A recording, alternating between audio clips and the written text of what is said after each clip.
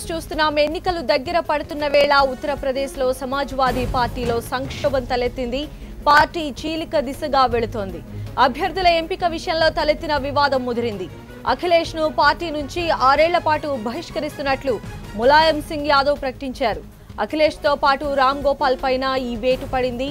సీఎంగా ఉన్న అఖిలేష్ పై వేటు పడ్డంతో కొత్త అభ్యర్థిని త్వరలోనే ఎన్నుకుంటామని ములాయం స్పష్టం చేశారు.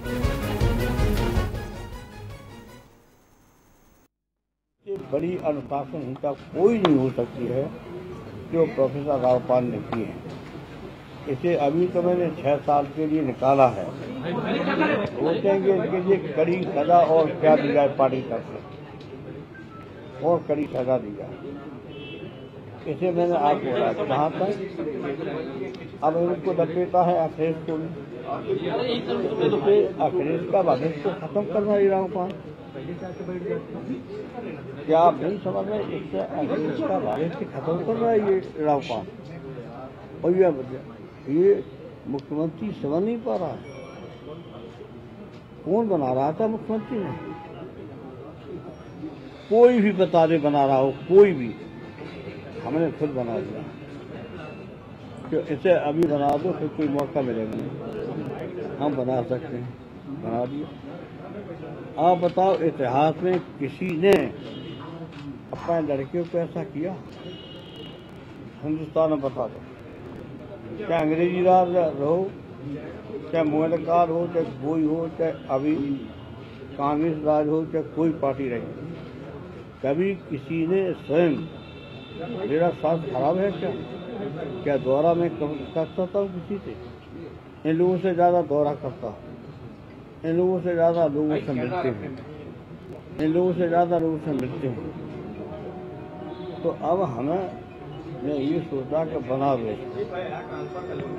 अब इसका भविष्य भी खत्म कर दिया रावपाल ने। हम आज बता रहे हैं अखिलेश का भविष्य खत्म कर दिया। अब तो ये विवादित कर दिया इसको, और ये समझ ही नहीं पा रहा, ये हमसे भी राय नहीं दे रहा। अब पूछता कि विशेष अधिवेशन बुलाया जा रहा है, क्या करना चाहिए? ये सबको सूचना सरकारी दुरुपयोग कर रहा है सरकार का, और सबको सूचना दे रहा है आ जाइए रातों रात, साधन दे रहे कि आ जाइए। ऐसे कई पार्टी चलती, इसलिए मेरे सामने अब कोई भी ऐसा नहीं बचा था कि हम इन दो के खिलाफ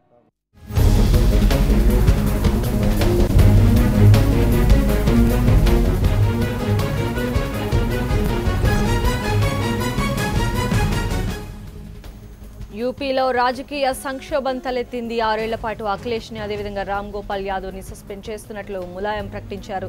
మరి దీనికి సంబంధించిన అడిషనల్ డీటెయిల్స్ మన ఢిల్లీ రిపోర్టర్ శిరీష్ అందిస్తారు. శిరీష్, సంధ్య, యూపీలో అతిపెద్ద రాజకీయ పార్టీ అధికార పార్టీ అయిన సమాజ్వాదీ పార్టీలో చీలిక అనేది తప్పేలా కనపడడం లేదు. తండ్రి కొడుకు అదేవిధంగా బాబాయ్ అబ్బాయి మధ్య జరుగుతున్న పోరు అనేది సమాజ్వాదీ పార్టీ చీలిక దిశగా పయనిస్తుందని చెప్పొచ్చు. ఎందుకంటే ఈ రోజు ఉదయం సమాజ్వాదీ పార్టీ అధ్యక్షుడు ములాయం సింగ్ యాదవ్ అఖిలేష్ యాదవ్ ను రామ్ గోపాల్ యాదవ్ ఇద్దరికి కూడా షోకాజ్ నోటీసులు ఇవ్వడం కూడా జరిగింది.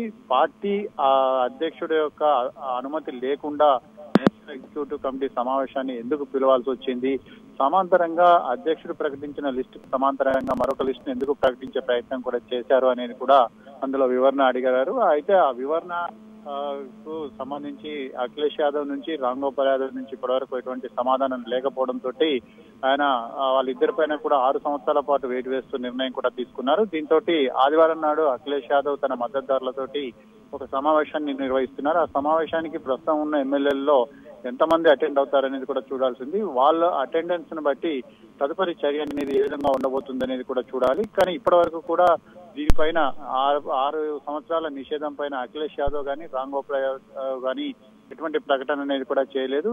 అయితే అమీతుమీ తేల్చుకోవడానికే సిద్ధపడ్డట్లుగా కూడా ప్రస్తుతం పరిస్థితులు అనేవి కూడా కనిపిస్తున్నాయి. ఒకవేళ అఖిలేష్ యాదవ్ కనుక క్షమాపణ కోరితే అప్పుడు ఈ విషయాన్ని పరిశీలిస్తామన్నట్లుగా కూడా ములాయం సింగ్ యాదవ్ మాట్లాడారు. కానీ క్షమాపణ కోరే పరిస్థితుల్లో ప్రస్తుతం అఖిలేష్ యాదవ్ ఉన్నట్లు కనపడడం లేదు. కాంగ్రెస్ పార్టీతో పొత్తు పెట్టుకుని ఆయన ఎలక్షన్స్ కు వెళ్లాలని చెప్పేసి కూడా నిర్ణయించుకుంటున్న నేపథ్యంలో ప్రస్తుతం ఈ పరిణామాలన్నింటి కూడా చాలా ఆసక్తికరంగా కూడా మారాయి. రామ్ గోపాల్ యాదవ్ ముఖ్యంగా పార్టీని నాశనం చేసేందుకు కంకణం కట్టుకున్నారు. ఆ విషయం అఖిలేష్ యాదవ్ కు తెలియడం లేదు.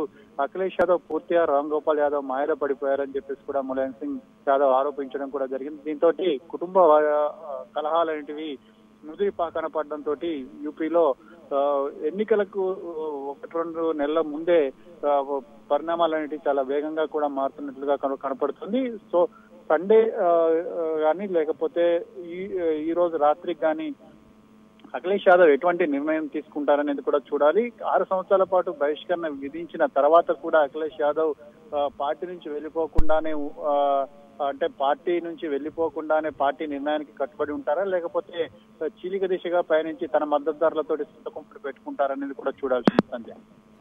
అయితే శిరీష్, ఎన్నికలకి ముందు సమాజ్వాదీ పార్టీలు ఈ రకమైన చీలికలు కావచ్చు, ఇలాంటి సంక్షోభం ఏర్పడడం ఈ సమాజ్వాదీ పార్టీకి ఎంతవరకు కలిసి రాని అంశాలుగా మనం భావించవచ్చు? ఎంత పెద్ద దెబ్బ అయ్యే అవకాశం ఉంది?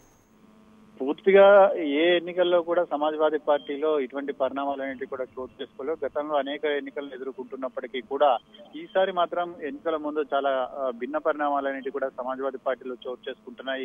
కుటుంబ కలహాలన్నింటివి ముదిరి పాకాన పడడంతో సమాజ్వాదీ పార్టీకి ఉన్న ఓటు బ్యాంక్ అనేది కూడా చీలిపోయే అవకాశం ఉంది. అసలు ఎన్నికల కంటే ముందే అఖిలేష్ యాదవ్ ప్రభుత్వంపై ఉన్న వ్యతిరేకత వల్ల ఆ పార్టీ తిరిగి అధికారంలోకి వచ్చే పరిస్థితి ఏమాత్రం కూడా కనపడడం లేదు. ప్రస్తుతం ఉత్తరప్రదేశ్ లో ఎలక్షన్స్ అన్ని కూడా బీజేపీ వర్సెస్ బీఎస్పీగా మారిపోయాయని చెప్పేసి కూడా రాజకీయ పరిశీలకులు చెప్తున్న నేపథ్యంలో సమాజ్వాదీ పార్టీ ఓటు బ్యాంక్ అనేది చీలిపోవడం ఇది ఎవరికి లాభిస్తుంది అనేది కూడా చాలా ఆసక్తికరంగా కూడా మారింది. కానీ అన్ని రాజకీయ పార్టీలు కూడా సమాజ్వాదీ పార్టీలో నెలకొని ఉన్న పరిణామాలను చాలా జాగ్రత్తగా గమనిస్తున్నాయి. ములాయం సింగ్ యాదవ్ ఎవరికైతే అఖిలేష్ యాదవ్ కు సంబంధించిన మద్దతుదారులకు టికెట్లు ఇవ్వలేదు, వాళ్ళందరూ కూడా రెబల్స్ గా బరిలోకి దిగే అవకాశాలు కూడా కనపడుతున్నాయి. కాబట్టి ఇది ఏ పార్టీకి ఎంతవరకు లాభిస్తుంది అనేది కూడా చూడాల్సి ఉంది సార్.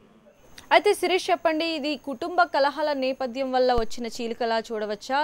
ఏదైనా అంటే వీరి మధ్య సామరస్యమైన చర్చలు జరిగే అవకాశం ఉందా? వేటు పడిన తరువాత అఖిలేష్ ఏమన్నా సంప్రదింపులు జరిపే అవకాశం ఉందా? అసలు మొత్తం అక్కడ రాజకీయ పరిణామాలు ఏ విధంగా ఉన్నాయి?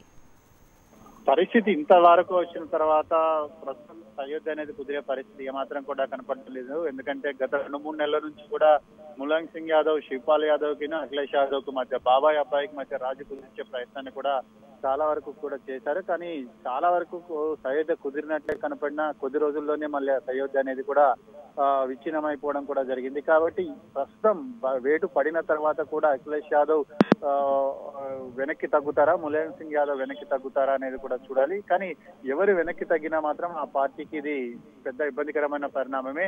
పార్టీకి ఉన్న ఓటు బ్యాంకు తప్పించి ఏదైతే తటస్థ ఓటర్లు ఉన్నారో వాళ్ళందరూ కూడా వేరే పార్టీలకు మారిపోయే అవకాశం ఉంది. గతంలో సమాజ్వాదీ పార్టీని అధికారంలోకి తీసుకురావడంలో కృషి చేసిన ఓటర్లందరూ కూడా ఈసారి వేరే పార్టీలను ఎత్తుక్కొని వెళ్ళిపోయే అవకాశం ఉంది. కాబట్టి ఇది సమాజ్వాదీ పార్టీకి ఎదురు దెబ్బనే. ఆ పార్టీ కనీసం 3వ స్థానంలో అయినా నిలుస్తుందా లేదా అనేది కూడా చూడాల్సిన పరిస్థితి. అంటే కాంగ్రెస్ కంటే దారుణమైన పరాజయాన్ని మూటగట్టుకునే అవకాశం ఉందన్న వాదనలు కూడా వినిపిస్తున్నాయి సంధ్య.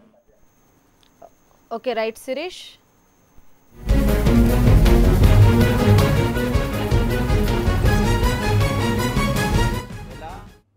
जवाब मिला नहीं।